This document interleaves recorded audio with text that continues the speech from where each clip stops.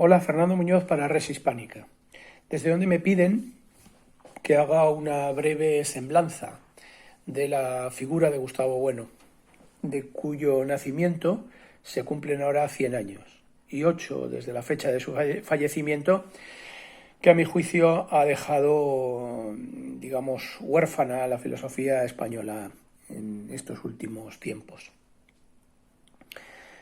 Lo que yo pueda decir sobre Gustavo Bueno tendrá un escaso interés filosófico, desde luego en el poco espacio del que aquí dispongo. Pero me ofrece ocasión esta demanda para hacer público mi agradecimiento y mi afecto por la figura de Gustavo Bueno. Justamente hace unos días hablaba con un viejo amigo y comentábamos la importancia, la suerte que habíamos tenido de conocer sencillamente a una persona y a un filósofo de la talla de Gustavo Bueno. En fin, lo que yo vaya a decir, como digo, pues tiene escaso interés filosófico, pero pudiera tener alguno siempre más bien anecdótico. Gustavo Bueno es el autor fundamental, el promotor más destacado de un sistema de filosofía en curso que se conoce con el nombre de materialismo filosófico, que, como digo, tiene una serie de autores, de herederos, de discípulos, que trabajan en el seno del sistema, pues tratando de desarrollarlo. Esos desarrollos tendrán muy distinto valor, pero desde luego parece que nadie va a desestimar o va a disminuir la enorme importancia de la obra primera y fundamental de Bueno en el desarrollo de este sistema. El tiempo dirá, en cualquier caso, ya va diciendo pues acerca del distinto valor de los desarrollos que el sistema va conociendo. En cuanto a este sistema, como digo, cualquier cosa que pueda decir es deficiente. El materialismo, que caracteriza la ontología de Gustavo Bueno, es un materialismo pluralista y para resumir la cuestión en muy poco espacio, a mí me gustaría poner el énfasis justamente en este adjetivo pluralista. Porque Bueno deposita en el monismo el carácter metafísico, en el sentido peyorativo que el término adquiere en la modernidad, no solo del espiritualismo, sino también del materialismo clásico.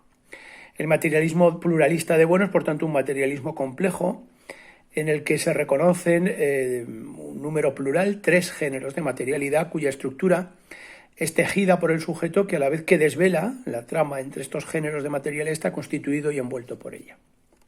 Por su parte, en el sistema aparece una idea, no sé si llamarla límite, la idea de una materia ontológico general, una suerte de fondo sin fondo o de horizonte del sistema, del que prefiero pues omitir cualquier comentario.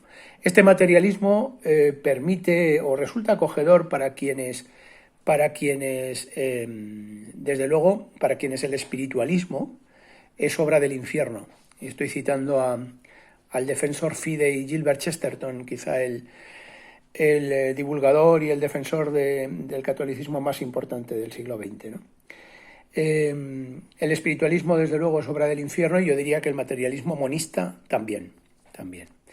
No así el materialismo complejo y pluralista de Gustavo Bueno.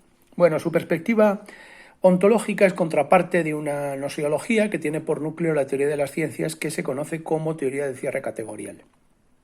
Un minucioso trabajo gnoseológico que, frente a la epistemología que estaría envuelta en la distinción sujeto-objeto, pues trata de construir un sistema de las ciencias sobre la distinción materia-forma. Es verdad que en este sistema a mí se me presentaron siempre dificultades a la hora de comprender la determinación del estatuto de las ciencias humanas. Bueno, publicó 5 volúmenes de esta obra inmensa, de la que anunció 15. Yo creo haber ido comprendiendo la dimensión de la dificultad que el concepto de ciencias humanas ofrece, porque tiene profundas implicaciones con el programa histórico y político del que Bueno resultaría valedor en nuestro tiempo. La concepción de las ciencias humanas guarda profundas implicaciones con este programa histórico y político del que digo Bueno sería valedor en nuestro tiempo, frente a un programa contrario que promoverían en el terreno de la gnoseología todos aquellos que han defendido la posibilidad de la ciencia unificada, de la unificación de las ciencias.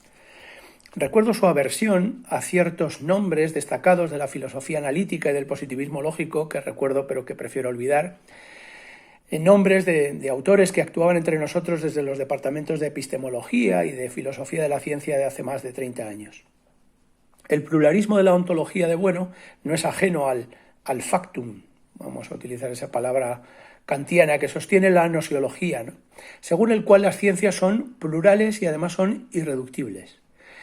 Frente a todos los esfuerzos de reducción de la pluralidad de las ciencias por constitución de una ciencia de las ciencias, Bueno sostuvo una y otra vez el principio de su inconmensurabilidad, la irremontable pluralidad de las ciencias. Esta cuestión gnosiológica tiene, como digo, enormes consecuencias políticas. Es una posición radicalmente contraria al más profundo nervio de la política racionalista moderna. O dicho de una manera quizá más clara, que es contraria a la constitución del sistema tecnocientífico de gobierno del mundo, lo cual hoy en día es una posición, me parece, extremadamente intempestiva.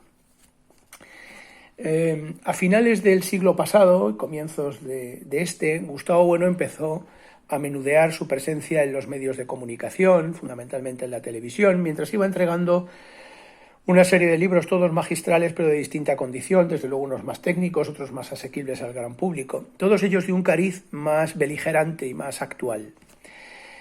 Desde luego, Bueno jamás ha sido un autor de panfletos, aunque algunos de sus libros llevan este título en la portada. No es un autor de panfletos porque me parece que hasta la más divulgativa y mundana de sus páginas es, y lo digo con profunda reverencia, profundamente académico. Aunque es verdad que le he leído párrafos afilados y diestros en la esgrima que recuerdan al Bueno verbal, al Bueno que actuaba de viva voz y cuerpo presente en debates casi legendarios. Bueno, creo que fue en el año 99 cuando apareció una obra que tuvo sobre mi decurso, por decirlo de algún modo, un efecto mayor. Me refiero a España frente a Europa. Tuvo una enorme influencia porque, bueno, yo había conocido a Bueno, pues quizá con 18 o 19 años, recuerdo, en una gran mesa en el edificio B, edificio de Historia de la Facultad de Filosofía de la Complutense, en la que figuraban otros nombres de mi memoria personal, Jacobo Muñoz, Quintín Racionero, quizá estaba ya por entonces por allí Juan Bautista Fuentes. Justamente de la mano de Juan Bautista Fuentes fue creciendo, digamos, la gravedad de la obra de Bueno sobre lo que yo iba pensando. Juan Bautista Fuentes, al que juzgo desde luego el mejor profesor que haya pasado por la Facultad de Filosofía de la Complutense en las últimas 5 décadas. Bueno, aquel libro dio lugar a una divergencia entre ambos, cuya dimensión y naturaleza está registrada en los textos, y ahí está Juan Fuentes para glosarla, de manera que yo tengo que decir poca cosa, pero se entenderá que tuvo cierta repercusión, porque me pilló, por decirlo, en el momento de elaboración de mi trabajo de tesis doctoral. Recuerdo que por entonces visité en un par de ocasiones a Bueno, que siempre me repitió que mantenía un afecto intacto hacia mi director, lo que naturalmente yo le trasladé. Recuerdo también haber leído con fervor juvenil los artículos de Pedro Belarmino en el Basilisco, apostando porque detrás del seudónimo no podía encontrarse otra mano que la de Gustavo Bueno. En efecto, esas páginas aparecerían, buena parte de ellas, y no todas, finalmente en El sentido de la vida, 6 lecturas de filosofía moral. Asistí también jovencito a los primeros congresos en el Palacio de Revillagigedo, y a la formación de grupos en torno a la filosofía que allí se elaboraba. Posteriormente incluso presenté al propio Gustavo Bueno a un par de amigos, alguno de los cuales ha llegado a ocupar un puesto destacado, por lo menos en la dimensión institucional de la escuela, aunque tengo entendido que diferencias, desplazamientos, choques posteriores, pues en el seno de la escuela pues han dado lugar a enfrentamientos que, aunque son habituales en cualquier organización, en cualquier grupo, no por eso son menos dolorosos. Por mi parte, y me limito a constatar un hecho, cuando fui entrando en la obra de Bueno, había leído ya con alguna atención y parsimonia, pues fundamentalmente a Nietzsche y a Michel Foucault. Y conocía la obra dispersa pero abundante de Juan Bautista Fuentes. Con Bueno, naturalmente, como tantos otros, leía muchos autores, en principio alejados de sus posturas, pero entre ellos, pues pues quizá con mayor profundidad a Gómez Dávila o a Gilbert Chesterton. Quizá esas lecturas, quizá mi propio carácter huidizo, pues han dado lugar a que yo no me cuente o no se me cuente entre los discípulos de Bueno. Aunque una buena amiga que sí figura en lugar destacado entre ellos, pues suele añadirme con un cariño que yo le agradezco. Esta lejanía es muy cómoda porque, entre otras cosas, evita los dolores que suponen esas rupturas y desencuentros. En todo caso, no me cuento entre los discípulos de Gustavo Bueno, y eso, desde luego, no voy a decir que honre, pero desde luego no deshonra al maestro, ni mucho menos. Quizá más bien a mí. No cabe duda, con todo, de que Bueno, pues me ha ayudado a elaborar lo que lentamente haya ido pudiendo pergeñar a lo largo de mi vida, y desde luego ha intervenido de manera determinante en mi formación, no ya como escritor o como filósofo, sino como persona, que es algo que debo agradecer profundamente. Algún buen amigo sonríe con distancia y quizá con un poquito de condescendencia y me suele decir que estoy intentando bautizar a Bueno. Bueno, no creo que sea el caso, pero en todo caso nadie dudará del enorme valor que Bueno atribuye al lugar histórico de la Iglesia de Roma en la concepción de Europa que dibujó Gustavo Bueno. Nadie duda de su profundo respeto por la filosofía escolástica y por los íntimos vínculos entre el catolicismo y la historia de España. Otra cosa es la cuestión de la fe, y en especial de la fe religiosa, que yo desde luego no le atribuiré a Bueno contra sus más explícitas y sistemáticas declaraciones.